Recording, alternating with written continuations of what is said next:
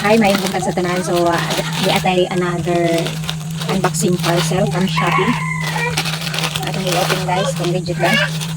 So, kanina akong di-order kung saan siya kapante for kids.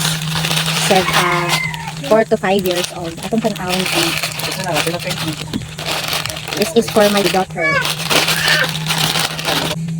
Oh, legit jud siya guys. Nice jud kayo siya kay tungod kay garterize. Kanya kani siya og molestre ni siya. Pwede rin siya pulihan o garter. Dili siya parehas sa atong ang iyahang hawakan is garter ra siya jud. Kani siya kay gisulod ang garter. So, likon jud kayo nice. 1 2 3 4 5 6 pieces worth of 165. Nice jud kayo siya guys.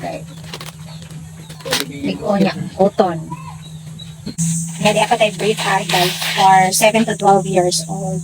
Kani siya, 12 na siya kabuok. So worth of 149.